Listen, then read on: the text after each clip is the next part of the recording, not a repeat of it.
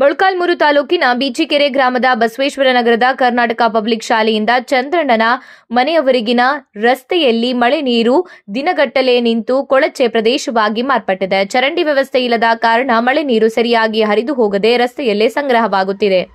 ಈ ಮಾರ್ಗದಲ್ಲಿ ಶಾಲಾ ಮಕ್ಕಳು ಪ್ರತಿದಿನ ಸಂಚರಿಸುತ್ತಿದ್ದು, ನೀರು ನಿಂತಿರುವುದರಿಂದ ಮಕ್ಕಳಿಗೆ ಹಾಗೂ ಸಾರ್ವಜನಿಕರಿಗೆ ತೀವ್ರ ತೊಂದರೆ ಉಂಟಾಗಿದೆ. ನೀರು ನಿಂತ ಪರಿಣಾಮ ಸೊಳ್ಳೆಗಳ ಕಾಟ ಹೆಚ್ಚಾಗಿದ್ದು, ಚಿಕ್ಕ ಮಕ್ಕಳ ಆರೋಗ್ಯದ ಮೇಲೂ ದುಷ್ಪರಿಣಾಮ ಬೀರುತ್ತಿದೆ ಎಂದು ಸ್ಥಳೀಯರು ಆರೋಪಿಸಿದ್ದಾರೆ. ಗ್ರಾಮಸ್ಥರು ಹಲವು ಬಾರಿ ಪಂಚಾಯಿತಿ ಅಧಿಕಾರಿಗಳ ಗಮನಕ್ಕೆ ಈ ಸಮಸ್ಯೆಯನ್ನ ತಂದಿದ್ರೂ ಇದುವರೆಗೆ ಯಾವುದೇ ಶಾಶ್ವತ ಪರಿಹಾರ ಕಂಡು ಬಂದಿಲ್ಲ ಎಂದು ಅಸಮಾಧಾನ ವ್ಯಕ್ತಪಡಿಸಿದ್ದಾರೆ. ಸಂಬಂಧಪಟ್ಟ ಅಧಿಕಾರಿಗಳು ಸ್ಥಳಕ್ಕೆ ಭೇಟಿ ನೀಡಿ ಸಮಸ್ಯೆಯನ್ನ ಪರಿಶೀಲಿಸಿ ತಕ್ಷಣ ಚರಂಡಿ ನಿರ್ಮಾಣ ಹಾಗೂ ನೀರು ಹರಿದು ಹೋಗುವ ವ್ಯವಸ್ಥೆ ಕಲ್ಪಿಸಬೇಕು ಎಂದು ಸಾರ್ವಜನಿಕರು ಆಗ್ರಹಿಸಿದ್ದಾರೆ.